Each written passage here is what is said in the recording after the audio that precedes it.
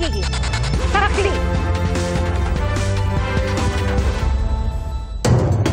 Yang Rodrigo Roa Duterte.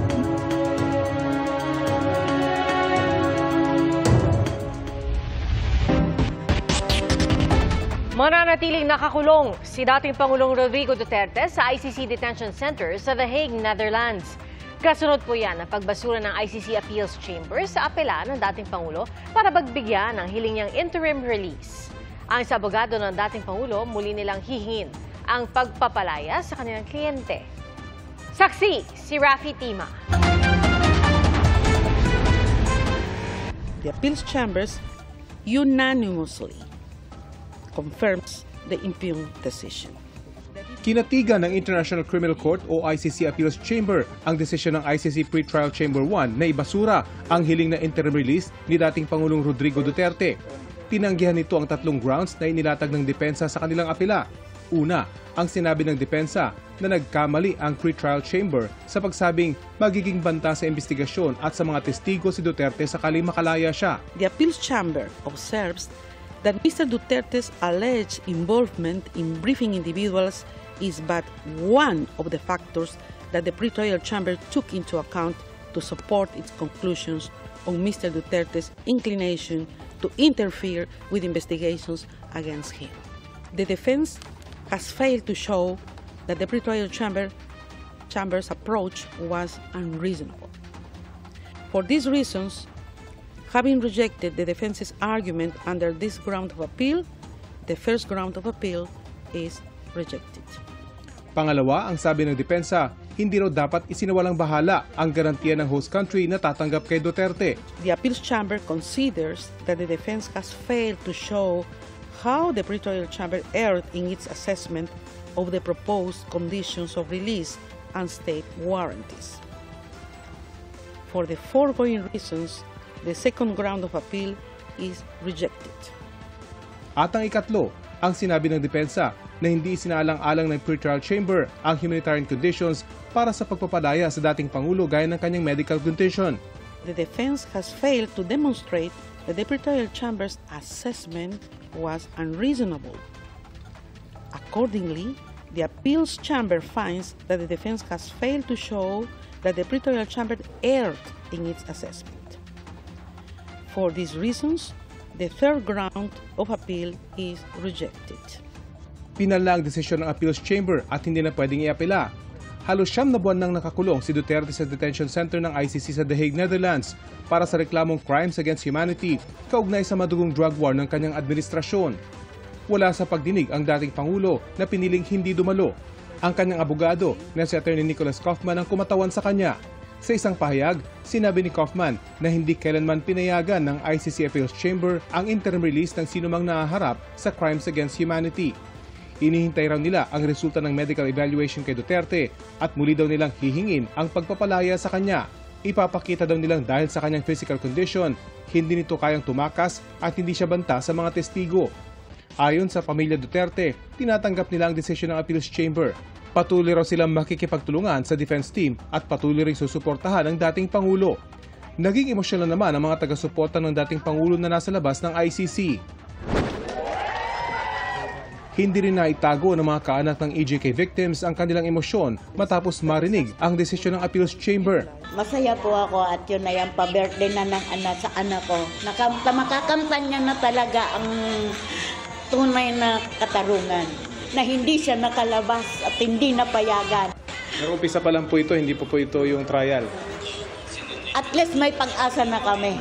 At ilang bisis na tinangka ng abogado niya na siya ipalabasin. Pero hindi sila nagtagumpay. They didn't set out precedent o parang walang bago. Sabi lang nila, ito yung batas at ito yung pag-apply namin. Pero in the long run, I think there will be a political impact. Ang Malacanang, nirerespeto daw ang desisyon ng ICC. Patuloy naman ang paghahanda ng Office of the Prosecutor ng ICC para sa pagdinig ng confirmation of charges ni Duterte. Wala pang itinakdang petsa para rito. Para sa GMA Integrated News, ako si Rafi Tima ang inyo. Saksi! Patay ang 5 taong gulang na bata matapos masaksak ng kanyang 8 taong gulang na pinsan sa Cebu. Batay sa investigasyon ng pulisya, tinadyakan umano ng biktima ang pinsang may hawak noong cutter. Kaya sa galit, ay naitulak niya ang biktima. Saksi, si Femari Dumabok ng GMA Regional TV.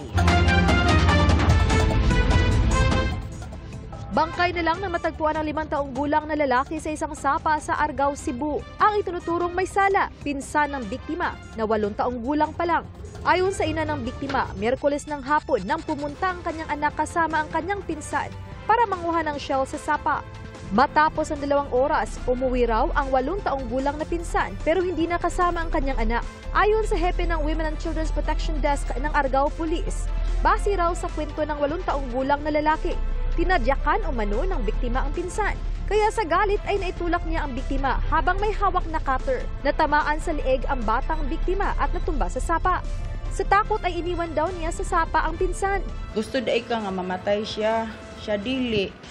Nya, nganong imo man siyang gisamaran sa bagos ni ana siya nga nasuko naman kay kuato kay kung ano nasuko man kayo ka siya nakatul naman kayo akong likod di man niya katulo niya gipatid-patiran raman niya.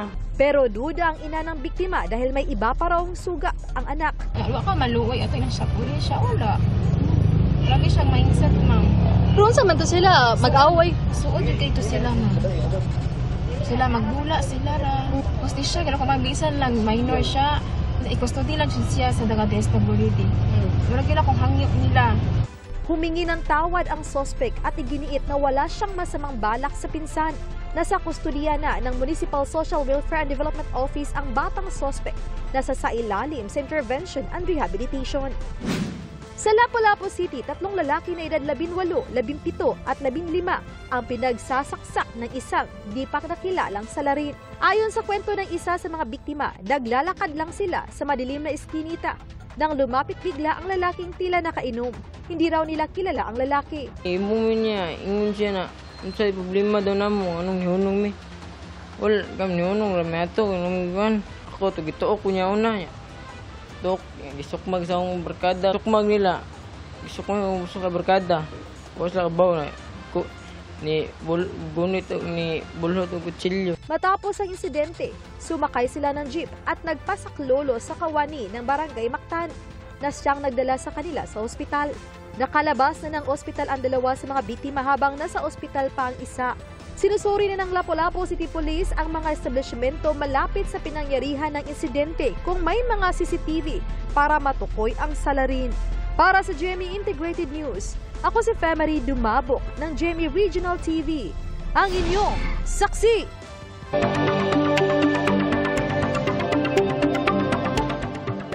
Sa kabila ng mga puna, pinanindigan ni Trade Secretary Cristina Roque ang kanyang sinabi na kasya ang 500 piso para sa Noche Buena ng pamilyang may 4 na miyembro.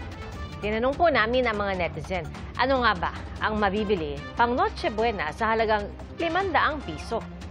Pinusuhan po yan ni Bernadette Reyes sa Barangay Saksi Online.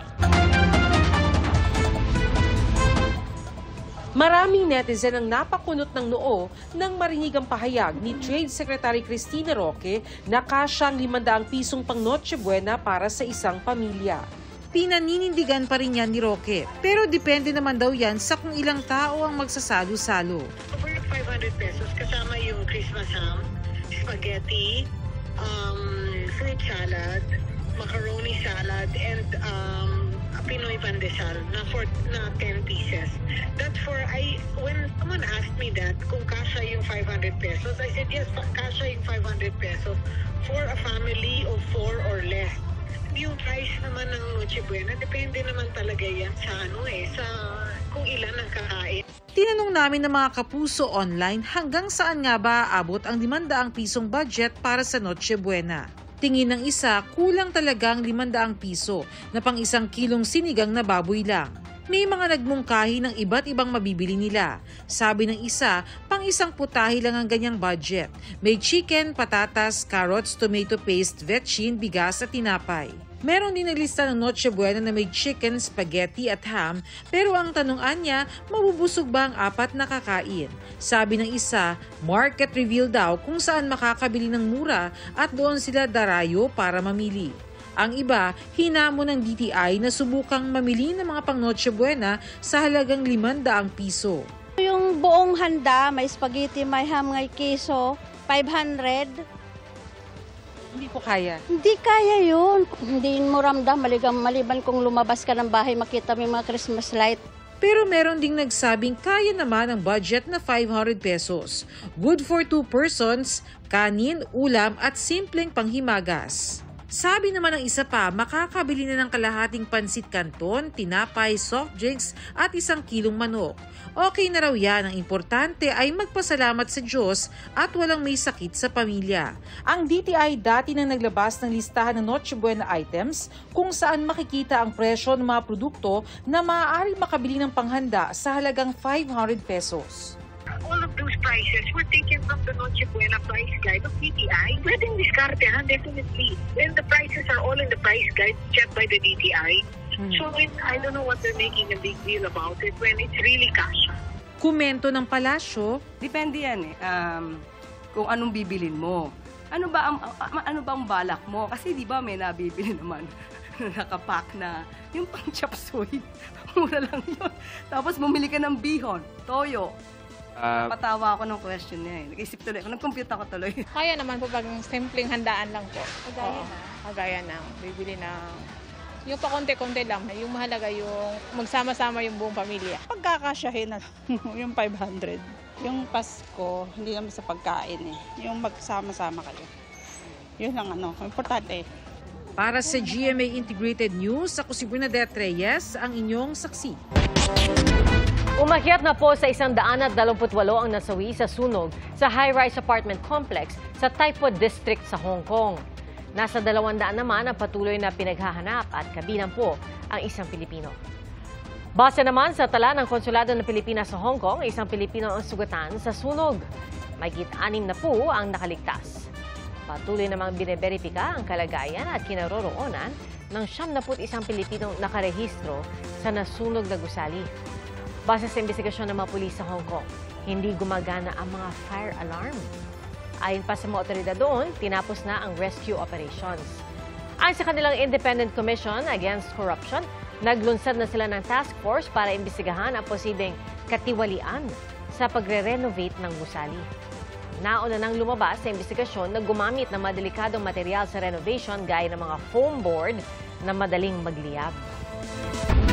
Nasa 300 milyong piso ang kabuang halaga ng inaasahang isasauli ni dating DPWH District Engineer Henry Alcantara sa gobyerno.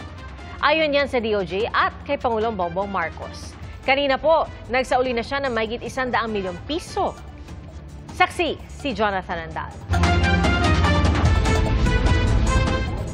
Sa unang pagkakataon, may nagsauli na ng pera sa gobyerno mula nung magsimula ang investigasyon sa flood control projects. 110 million pesos ang isinauli ng sinibak na DPWH Bulacan 1st District Engineer na si Henry Alcantara.